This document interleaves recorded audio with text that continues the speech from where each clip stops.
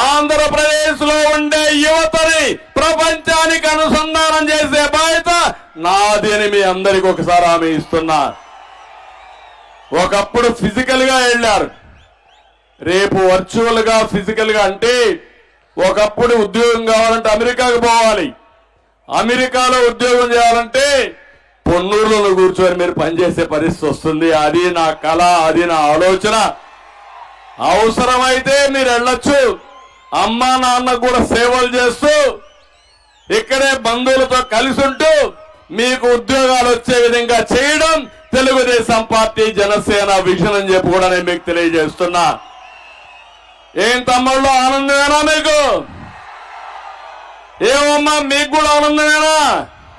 ఏంటా మీ పిల్లలకు ఉద్యోగాలు రావడం మీకు ఆనందమేనా? అయితే ఇంట్లో పడుకోండి మీరంతా. 72 రోజులుంది.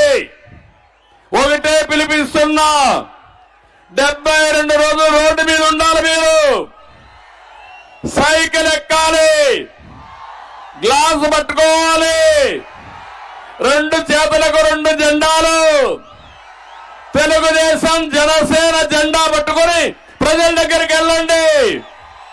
వెళ్ళడానికి సిద్ధమైతే గట్టిగా చెప్పండి, కూడా చెప్పండి వెళ్ళొస్తామని. అది మీరు చేయండి. మీ భవిష్యత్తు బంగారు భవిష్యత్తు చేసే బాధ్యత నాదని మరొకసారి మా తమ్ముళ్ళకి యువతకు విజ్ఞప్తి చేస్తున్నా. మోసకారి జగన్మోహన్ రెడ్డి జాబ్ క్యాలెండర్ వచ్చిందా? డిఎస్సి పెట్టాడా? ఏమీ చెయ్యడు. గత ఎన్నికల్లో ఉద్యోగస్తులు కూడా నమ్మారు.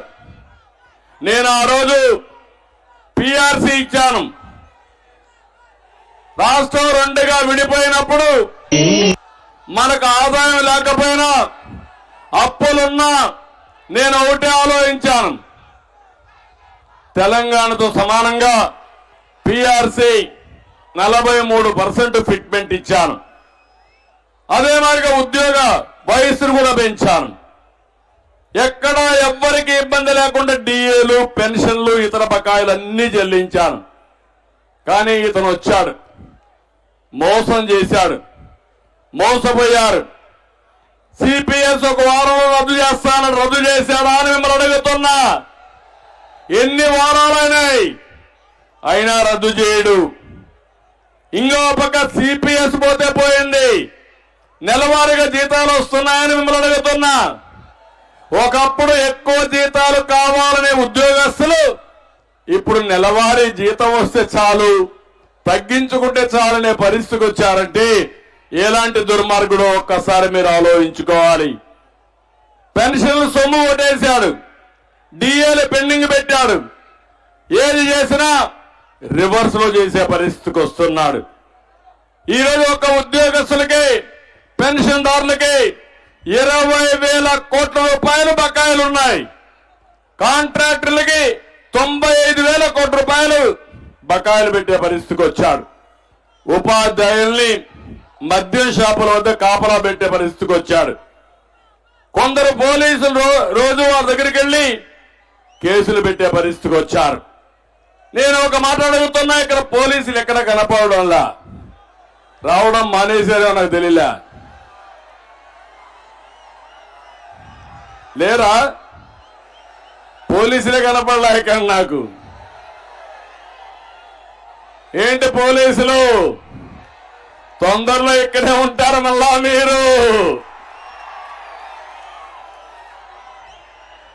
తాడేపల్లి ఆర్డర్ శాశ్వతం కాదు, అయిపోయినాయి.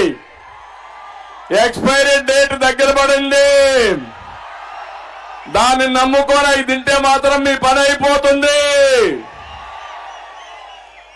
ఇప్పుడు మీరు ఒకటే గుర్తుపెట్టుకోవాలి, వచ్చేది తెలుగుదేశం జనసేన ప్రభుత్వం.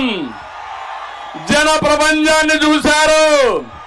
ఇది 16వ మీటింగు. ఇంకొక 10 రోజుల్లో జన ఉధృతాన్ని చూడబోతున్నారు మీరు. జగన్మోహన్ రెడ్డిని, ఆయన పార్టీని భూస్థాపితం చేయబోతున్నారు. నేను ఒకటే పోలీసులు కోరుతున్నా, ఇంకా కూడా మీరు ఇంపార్షియల్ గా పనిచేయకుండా ఒకే సైడ్ చూస్తే చాలా ప్రమాదం వస్తుంది. జాగ్రత్తగా ఉండమని మాత్రం పోలీసులను అడుగుతున్నా. ఇప్పటికే చాలా తప్పుడు పనులు చేసి మీరు సమర్థించారు. తప్పుడు పనులు చేసిన పోలీస్ ఆఫీసర్ ఎవరిని వదిలిపెట్టమని మరొక్కసారి విజ్ఞప్తి చేస్తున్నా. అది మీకు కూడా మంచిది కాదు, ప్రజాస్వామ్యానికి కూడా మంచిది కాదు. నా దగ్గర 14 ఏళ్లు పనిచేశారు మీరు. నేను ఏ విధంగా పని చేయించా, ఈరోజు ఏ విధంగా పనిచేస్తున్నారో మీరు చూడాల్సిందిగా కోరుతున్నా. అందుకే ఉద్యోగస్తులందరికీ, కడాన అంగన్వాడీ టీచర్లకి, పోలీసులకి అందరికీ విజ్ఞప్తి చేస్తున్నా. మళ్ళా మీ న్యాయమైన కోరికలన్నీ పరిష్కారం చేసే బాధ్యత తెలుగుదేశం జనసేన తీసుకుంటామని వారందరికీ హామీ ఇస్తున్నా. పోలవరం, పట్టిసీమ 2 ప్రాజెక్టులు ఏం చేశాడో మీరే చూశారు.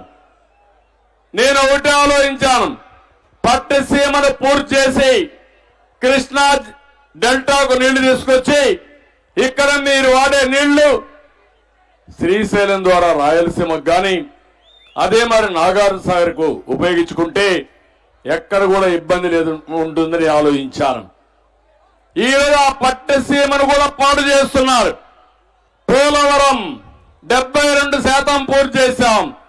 పోలవరాన్ని పూర్తి చేసి ఈ రాష్ట్రంలో కరువు అనే మాటే ఉండదు. నదులు అనుసంధానం చేసి ప్రతి ఎకరాకు నీళ్లు ఇవ్వాలనుకుంటే ఈ దుర్మార్గుడు వచ్చి పోలవరాన్ని సముద్రంలోకి ముంచేసే పరిస్థితికి వచ్చాడు. చాలా బాధేస్తుంది. మళ్ళీ ఒకటే హామీ ఇస్తున్నా, పోలవరాన్ని పూర్తి చేసుకుందాం, అమరావతి పూర్తి చేసుకుందాం, పరిశ్రమలు తెద్దాం. ఇవన్నీ జరగాలంటే ఈ సైకో ప్రభుత్వాన్ని భూస్థాపితం చేయాల్సిన అవసరం ఉంది. ఇంకో పక్క మొన్నే తుఫాన్ వచ్చింది. మీ అందరికీ నష్టపరిహారం ఇచ్చారా అని మిమ్మల్ని అడుగుతున్నా. ఎవరికి నష్టపరిహారం ఇవ్వలేదు. తుఫాన్ వచ్చినా, కరువు వచ్చినా పట్టించుకొని దుర్మార్గమైన ప్రభుత్వం అని చెప్పి కూడా నేను మీకు తెలియజేస్తున్నా. ఇవన్నీ చేసి ఇప్పుడు మాట్లాడితే ఒక మాట మాట్లాడుతూ ఉంటాడు, నాది విశ్వసనీయతని. దానికంటే ముందు ఒక విషయం చెప్తాను మా ఆడబిడ్డలకి. ఏమమ్మా, గతాన్ని ఒక్కసారి మీరు గుర్తుపెట్టుకోండి. మొట్టమొదటిసారిగా భారతదేశంలో రాజకీయాల్లో స్థానిక సంస్థల్లో 8% రిజర్వేషన్ల మహిళలు పెట్టింది మన నాయకుడు ఎన్టీ రామారావు గారు. అవునా కాదా ఒక్కసారి మీరు గుర్తుపెట్టుకోండి.